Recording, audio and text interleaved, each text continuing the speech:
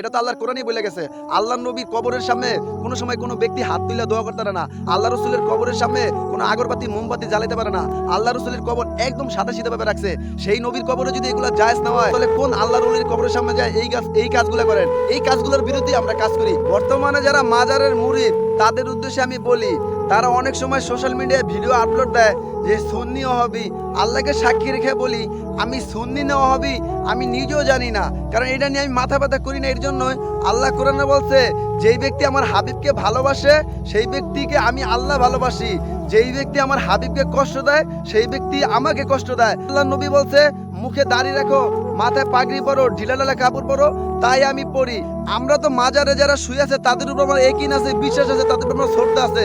কিন্তু মাজারের সিস্টেমের বিরুদ্ধে 10 মাস 10 দিন যে মা পেটে রাখে সন্তানকে, ওই মার সন্তান 30 বছর পরে মারা গেলে ওই মা যদি কবরের সামনে যাইতে না পারে, এখানে পুরুষের কবরের সামনে যে জিয়ারত করো।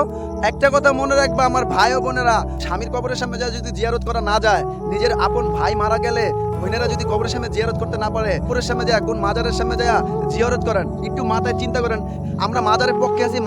মাজারে যে ব্যক্তি শুয়ে রয়েছে সে ব্যক্তি অবশ্যই আল্লাহর ওলি, তাদের উপরে আমাদের একই আছে, কারণ আল্লাহর ওলিকে ছাড়া মাজার হয় না। কিন্তু আমরা মাজারের সিস্টেমের বিরুদ্ধে, এই মাজারে এই কাজগুলো করবেন না। কথাগুলো তারা এইটা বুঝতে পারছেন, যদি কারো সেজদা দিতে হয় আল্লাহ দরবারে সেজদা দিবেন। আপনারা ভুল জানেন, আল্লাহর ঘর মসজিদ যদি গরম না হয়, তাহলে আল্লাহর বান্দা আল্লাহর গোলামের মাজার কি গরম হইতে পারে?